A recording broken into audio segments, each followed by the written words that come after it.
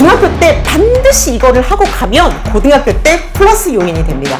고등학교 공부를 수월하게 할 수 있고요. 1등급을 맞는데 얘가 되어 있어야 고등학교에 가서 현실이 됩니다. 자, 안녕하세요. 반갑습니다. 어서오세요. 블랙보드에 오신 여러분들 환영합니다. 저는 블랙보드의 김쌤입니다. 오늘 얘기할 것이 좀 있어요. 오늘 얘기할 것은 중학교 2학년, 지금 굉장히 뜨겁습니다. 중학교 2학년 학생들 고교학점제, 성취평가제, 그렇죠.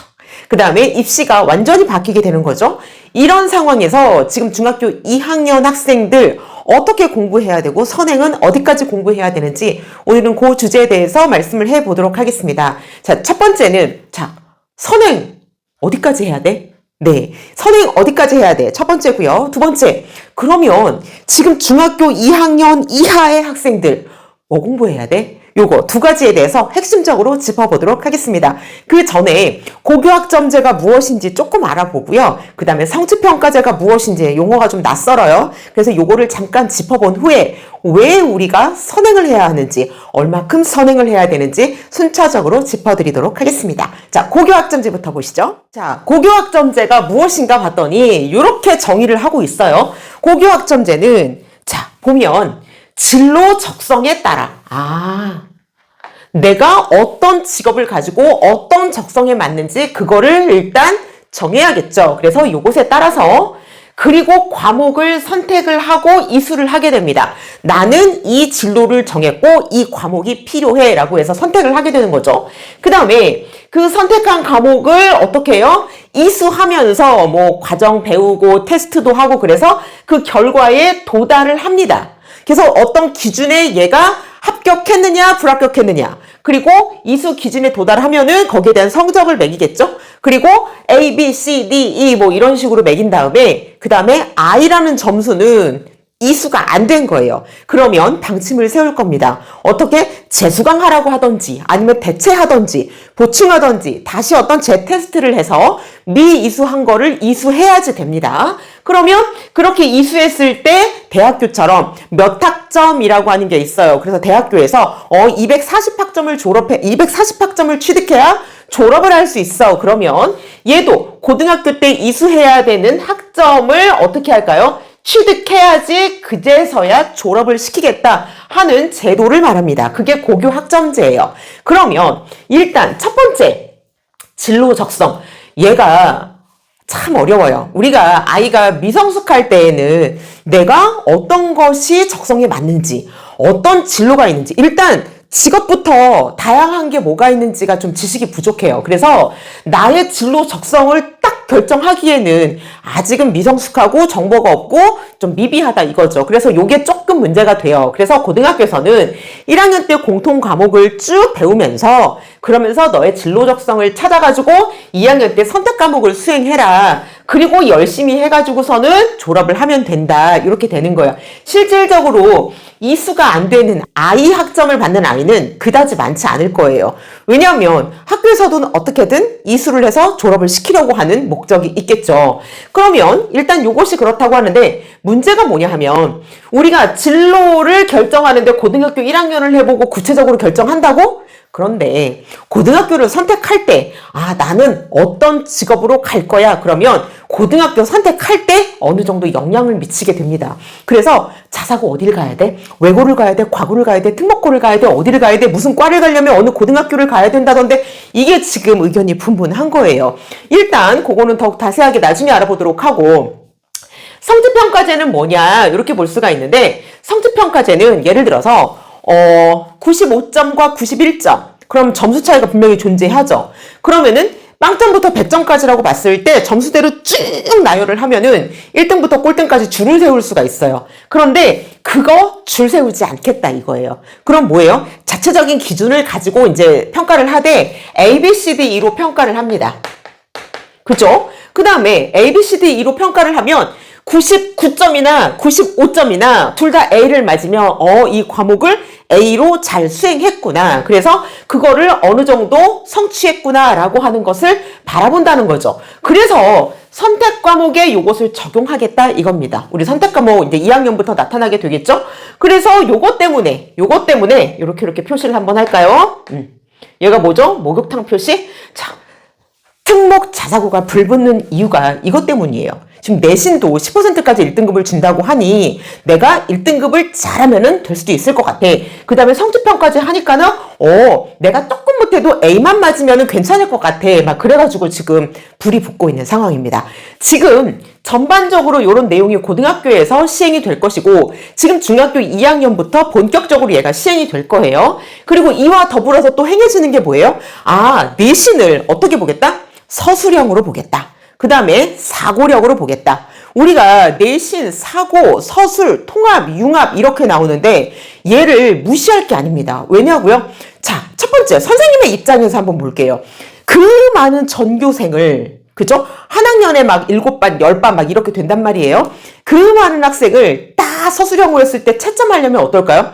네, 힘들겠죠.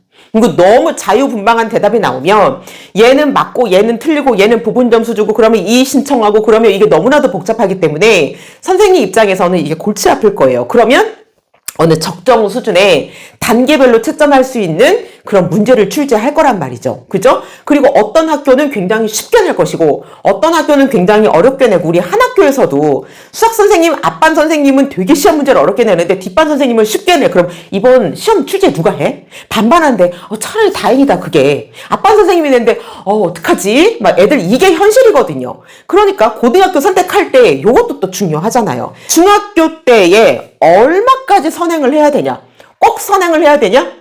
선행 꼭 해야 돼! 안 해야 돼! 두 가지로 물으신다면 저는 해야 돼! 라는 입장입니다. 왜 해야 돼? 해야 됩니다. 이유를 말씀드릴게요. 첫 번째, 중학교 학생들 고등학교 어디까지 선행을 해야 하나요? 라고 볼 수 있다면 자, 이걸 먼저 검토해 보겠습니다. 중학교 때 2학년 1학기, 2학년 2학기, 2-상, 2-하 3학년 때에도 3-상, 3-하 그래서 한 학기에 책을 한 권, 그 다음에 1년 동안에 책을 2권을 배우게 됩니다. 그러면 여기서 일단은 난이도를 한번 볼 때에 기본 개념을 풀 수 있다. 나는 유형을 다 풀 수 있다. 우리 가장 일반적인 센수학으로 한번 잡아볼까요? 센수학 C단계 말고 B로 잡아보겠습니다. 그 다음에 나는 심화도 조금 할 수 있다. 그러면 여기서 학생들이 다 차이가 있기 때문에 나는 기본만 풀 수 있어. 나는 기본과 센 B까지는 풀 수 있어. 나는 심화까지 풀 수 있어. 이런 학생들로 나누게 될 거예요. 그러면 각각의 학생들이 다 고등학교 거를 선행을 해야 되느냐? 선행을 해야 됩니다. 그런데 여기서 문제가 되는 건 뭐냐면 기본 파트만 선행하고 다음으로 넘어가는 거는 옳지 않습니다. 그거는 추천을 안 하는 게 아니라 그렇게 하지 마세요. 그렇게 하려면 하지 마세요. 그렇게 하느니 중학교 거를 차라리 탄탄히 하고 선행을 안 하는 게 나아요. 둘 중에 하나 선택을 하라면. 그러면 최소한 기본과 센 B까지는 풀 수 있는 유형을 좀 문제를 푼 다음에 개념 탄탄하게 그 다음에 유형 어느 정도 기본 개념이라고 할까요? 요까지 해놓고 나서 고등학교 거를 들어가도 된다라고 봅니다. 꼭 심화해야 되나요? 심화를 꼭 하지 않아도 괜찮아요. 중학교에서는 문제가 뭐냐면 고등학교 거를 공부하는데 기본 개념과 문제 풀이를 하는데 문제가 없다라고 하면은 패스해도 괜찮습니다. 그런데 심화까지 하면 더 좋겠죠. 왜요? 고등학교 거를 쉽게 배우거든요. 고등학교에서 기본 문제만 풀고 말 거라면 우리 요 정도만 해도 뭐 괜찮습니다. 그런데 고등학교 가서 1등급 하는 게 목표잖아요. 100점 맞아야죠. 100점 맞다가 뭐 하나 틀렸어. 그래도 1등급 해야 되잖아요. 이제 1등급 해야 됩니다. 그래서 1등급을 목표라고 했을 때 요만큼 할 것인지 아니면 심화를 잘하는 아이는 요만큼 할 것인지 뭐 정해야 돼요. 근데 중요한 거는 뭐냐? 기본 개념 문제 한두 권은 풀어야 되겠죠. 그 다음에 유형 문제에도 못해도 한두 권, 보통 여기 유형을 2권 정도 아이들이 많이 풀거든요. 그 다음에 심화도 한두 권 정도를 푼다고 봅시다. 그러면 가장 최소한으로 문제 풀 때에 어떻게 돼요? 한 권씩만 선택을 해도 3권은 풀겠죠. 그 다음에 뭐 여기든 어디든 하나를 더 푼다 그러면 4권이겠죠. 그러면 얘는 어떻게 되냐면 문제집을 3-4권은 풀게 됩니다. 학교에서 수학을 몇 시간 하나 봤더니 보통 3-4시간 정도 합니다. 뭐 많이 잡아서 4시간 잡을게요. 이해됐죠? 자, 고등학교에 넘어갑니다. 그러면 고등학교 1학년 때에는 우리 공통수학 1, 2 상하를 배우게 되겠죠? 기본수학 상하를 배우게 됩니다. 그러면 고등학교 1학년 때에는 그것만 배우니까 수학 시간이 그렇게 많지 않을 것 같아요. 얘도 한 4시간 잡아줄게요. 그러면 굉장히 여유가 있을 것 같은데 그때 해도 되지 않나요? 라고 생각할 수 있는데 우리가 여기 뭐 있다 그랬죠? 공통사회 있고 공통과학 있다 그랬죠.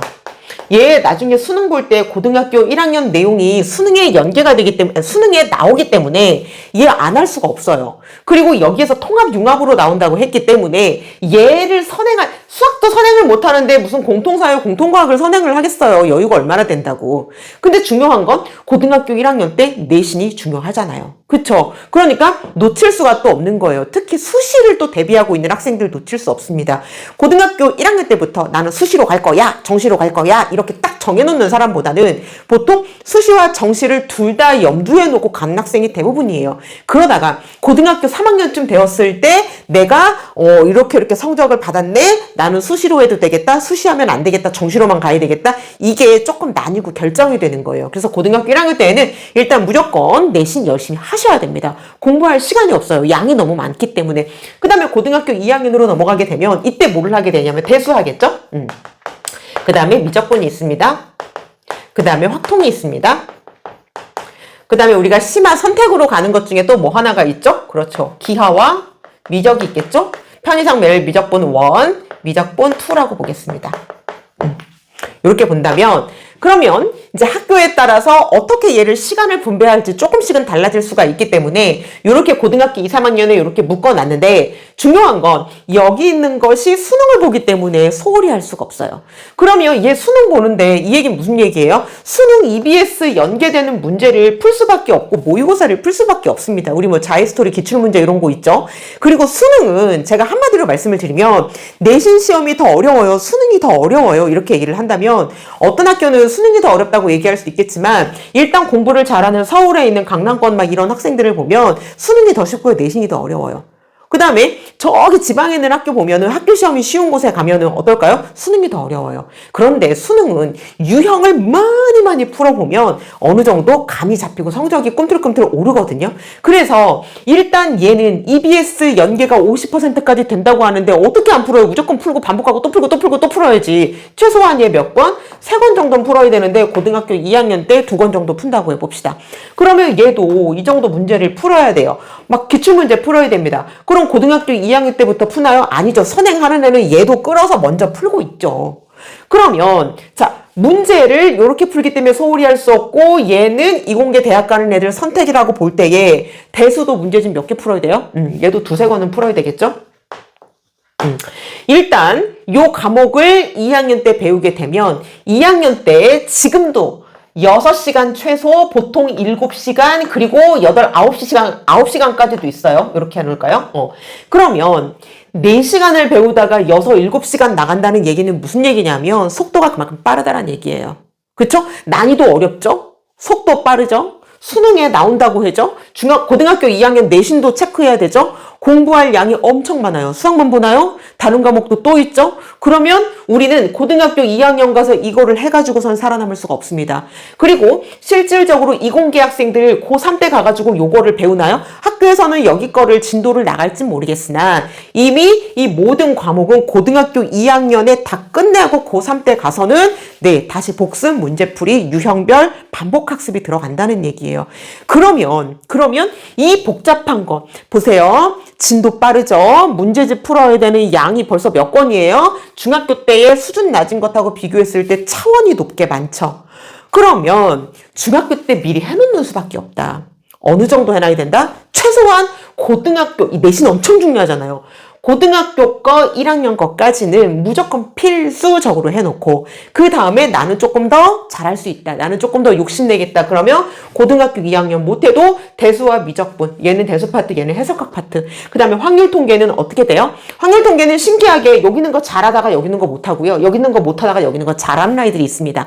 그래서 보통 인문계 애들이 확률 통계를 좀 잘하는 경향이 있고 의외로 이과 애들인데 확률 통계를 못해가지고 여기서 문제 자꾸 깎아먹고 점수 안 나오고 하는 경우도 있거든요. 그래서 일단 이거는 좀 다른 영역이라고 보시면 되는데 확률 통계는 마음 먹고 막 빡시게 하면은 얘는 좀 잡을 수 있는 영역이고 그 다음에 대수나 미적분은 여태까지 중학교에서 배운 거 고등학교의 내용 여기까지가 다 포함되는 거기 때문에 많이 하는 아이들은 미적 1까지는 하고 가셔도 괜찮습니다. 그래서 이 정도의 선행이 필요하다라고 말씀을 드리고 나는 고등학교에 가서 열심히 빡시게 할 거야 라고 하는데 고등학교에 그 많은 과목이 그렇게 개편이 되었는데 서술형 융합형 문제가 나온다고 하는데 이것이 되어 있는 아이, 선행이 되어 있는 아이와 고등학교에 가서 하는 아이는 일단 출발선도 다르고요. 속도도 다릅니다. 그래서 일단 무조건 선행을 하고 가셔야 된다 이렇게 말씀드리고 싶어요. 제가 선행을 좋아하는 사람이 아님에도 불구하고 현실이 그렇습니다.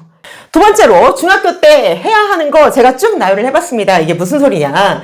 중학교 때 반드시 이거를 하고 가면 고등학교 때 플러스 요인이 됩니다. 고등학교 공부를 수월하게 할 수 있고요. 1등급을 맞는데 얘가 되어 있어야 고등학교에 가서 현실이 됩니다. 자, 무엇일까요? 첫 번째 중등기하.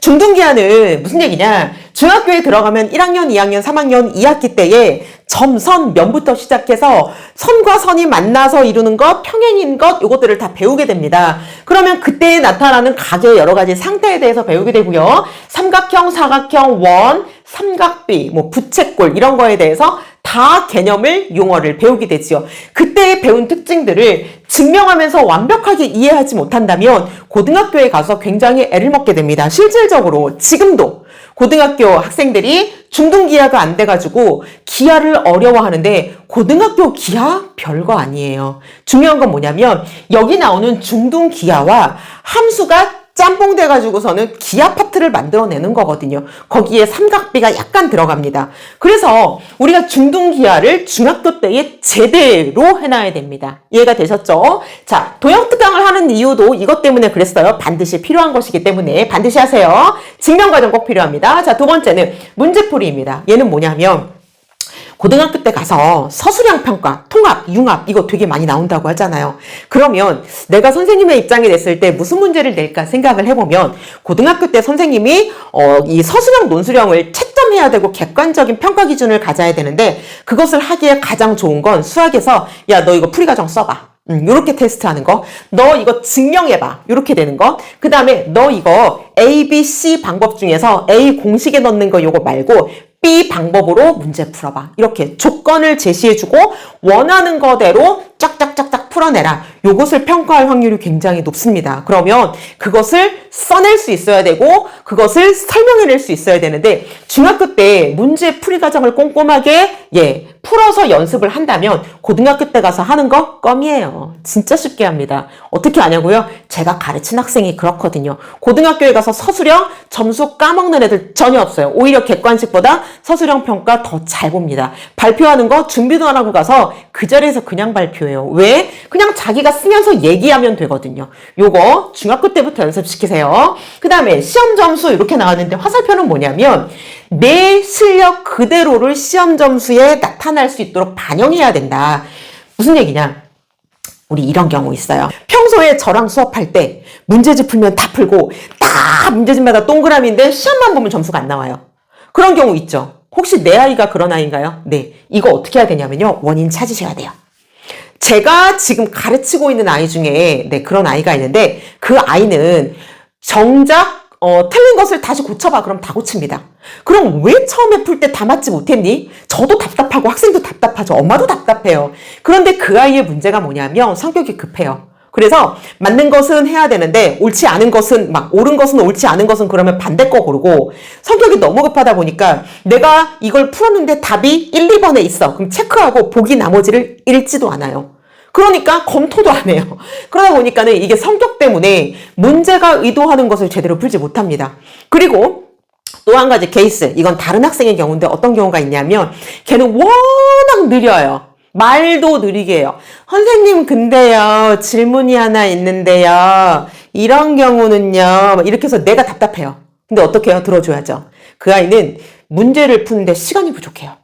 그래서 시간이 부족한 경우를 보니까 그러면 아이가 성격이 느린 아이는 무조건 문제를 다 못 푸느냐? 아니에요. 잘 몰라서 그래요. 풀이 방법을 이 문제는 이 방법을 써야겠다. 이게 아니야? 그럼 다음 방법. 이 정도로 한두 번에 맞춰야지 정해진 시간 안에 문제를 풀 수 있는데 이거를 시험 볼 때 이것도 해보고 저것도 해보고 모르니까 계속 해보는 거예요. 언제까지? 자기가 풀리고 답이 나올 때까지. 그러다 보면 어떻게 되죠? 시험 시간이 5분밖에 안 남았는데 문제는 반밖에 못 풀었어. 나머지는 찍거나 찍지도 못하게 되는 경우겠죠. 그래서 시험 점수가 안 나옵니다. 분명히 원인이 있어요. 그죠? 그 다음에 마지막에 원인이 가장 애들이 많은데 이건 뭐냐면 문제집을 풀 때에는 위에 박스의 개념 보고 같은 유형을 풀어버리죠. 예를 들면 2단원을 배우면 2단원에 배운 내용 안에서만 문제가 나올 거잖아요. 근데 중간고사, 기말고사는 어때요? 시험 범위, 전 범위를 누적해서 섞어가지고 나오게 되죠. 그러면 평소에 문제의 유형별로 딱 어떤 고정 안에서만 풀었어요. 안정적으로. 근데 얘가 섞여 나오면 문제를 못 풀게 되는 거예요. 그리고 구체적으로 처음부터 끝까지 쫙 이해를 하기보다는 뭐예요? 뭉뚱그려서 대충 요거는 아닐 것 같아. 그러면 나중에 답이 유도되는 거예요. 그런 아이들 풀이과정 써보라고 하면 100% 걸러집니다. 뭐예요? 풀이과정이 보면은 빈틈이 있거나 잘 못 쓰는, 건너뛰는 것들이 분명히 있어요. 원인 파악해서 잡으세요. 그 다음 네 번째는 생활습관입니다. 자기주도 학습이라고 볼 수 있는데요. 생활 습관이 잘 되어 있는 학생들은 대부분 자기주도 학습을 잘 하고 있더라고요. 네. 학원 다니는데 무슨 자기주도 학습이야? 아니에요. 자기가 필요해서 이 과목을 공부하겠다라고 하고 열심히 하는 것도 자기가 주도해서 계획하고 실천하는 아이들이기 때문에 학원을 안 가고 혼공을 해야지만 자기주도 학습이다. 이렇게 보는 거는 옳지 않아요. 그러면 여기서 말하는 생활 습관은 뭐냐? 아이가 스스로 공부를 언제 어떻게 무슨 과목을 하고 내가 언제 자고 언제 내 게임하고 시간은 얼마큼 하고 그 다음에 부족한 과목이 무엇이고 오늘 숙제를 해야 되는데 우선적으로 해야 될 건 무엇이고 만약에 내가 세운 계획이 틀어졌을 때 그러면 어떻게 다음날 계획을 세우고 보완해야 될지 이런 것들이 잘 세워져 있는 아이들입니다. 그래서 여기 있는 것들을 전반적으로 중학교 때 고등학교 때 가서는 시간이 없어요. 치이고 눌려요. 안타까울 정도로 치이고 눌려요. 중학생들은 그 정도는 아니에요. 그래서 보다 여유가 있을 때 선행하면서 요거를 평소에 잡아주셔야 됩니다. 고등학교에 가서 이것이 되어 있는 아이와 안 되어 있는 아이는 1등급을 갈 확률이 달라져요. 걸어가는 속도와 출발점이 다르시다고 보면 됩니다. 자, 다음 시간에는 자기주도 학습에 대한 전교 1등하는 아이들의 사례와 얘기를 직접 들어보면서 알려드리도록 하겠습니다. 오늘은 여기까지고요. 긴 시간 들어주셔서 감사합니다. 다음 시간에 또 뵙도록 하겠습니다. 고맙습니다.